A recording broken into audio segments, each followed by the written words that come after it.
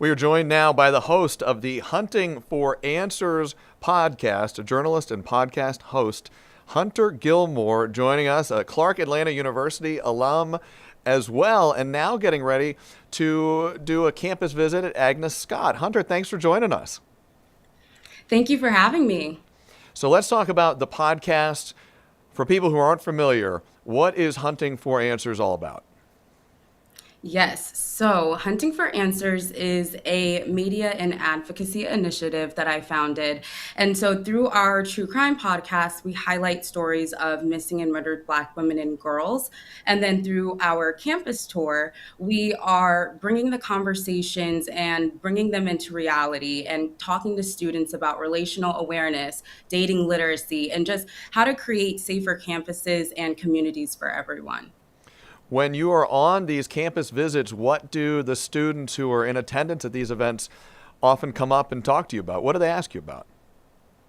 Yeah, well, that's a great question. The students have been really engaged in the conversations. One student, a male, asked in one session, how do you hold those accountable who you love? And so, what we're finding is that students really do want to engage in just having these open conversations about how we have healthy dynamics, both in romantic relationships and in these everyday encounters with people as well.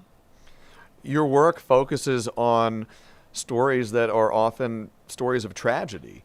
As a journalist and as somebody who does this work, are there any stories in particular that have really stayed with you throughout your career? Yes, there are quite a few stories. Definitely the ones where I'm speaking to the families. The family of Alani Lenore, that's a case that's out of Fulton County, Georgia. And her mother is, hasn't felt that it was handled in the best way by law enforcement. She really felt that justice hasn't truly been served in her daughter's case. And then same with LaCambria Toomer and speaking with her family and her mother, and just this ongoing sense of just trying to find answers, find a sense of closure, and really just find a way to grieve. And as your work focuses on missing and murdered Black women, many of those cases that fall into that tragic category become cold cases. As you do your work, and as people maybe are listening right now, are there things people can do if maybe they know something, or maybe they think they know something, or they heard something? Are there ways that people can come forward and help get that information to the proper authorities? Yes, of course.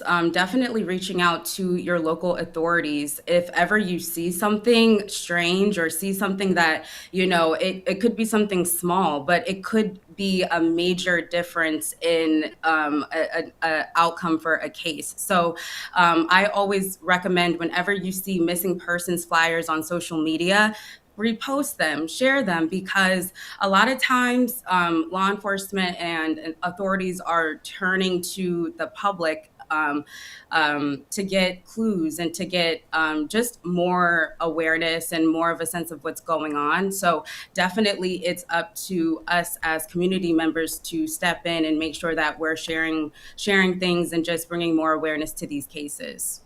And we talked off the top of our conversation about this college tour that you are embarked upon right now. There are lots of places to take a speaking tour. You could go to all sorts of different venues. You chose to go to college campuses. Why specifically college campuses and college students who will be in the audience?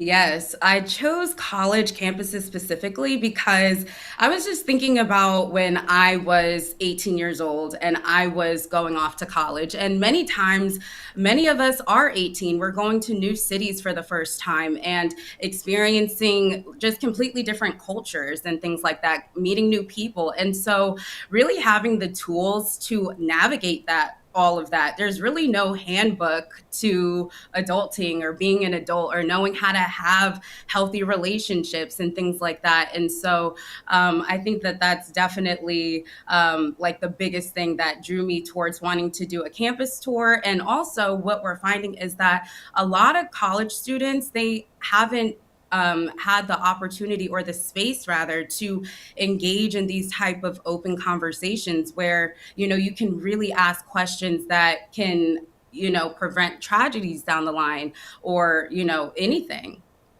And you're talking about relationships and sometimes romantic partnerships. In your work, is it the case that oftentimes these crimes, solved or unsolved, tend to involve issues of intimate partner violence? Oh yes, definitely. That's for like all demographics. Domestic violence, is an issue, particularly with Black women. Nearly 40% of Black women experience or will experience domestic violence. So, when we look at the numbers, it's really we see how widespread something like domestic violence is or intimate partner violence. And so, really knowing that we have the tools, and I always like to say, knowing your non negotiables and really trusting and believing in your instincts to help guide and navigate through these situations and dynamics. Hunter, before we let you go, we're short on time, but I would be remiss if I did not ask this. For people who may want to see your work and listen to the podcast, where can they find that? Of course, you can listen to Hunting for Answers on the Black Effect Podcast Network, iHeartRadio, or wherever you listen to your favorite podcasts. And then also follow us on social media where you can stay tuned to what we have coming up with the campus tour and other things down the line. All right. Hunter Gilmore, the host of Hunting for Answers. Hunter, thank you very much. Thank you.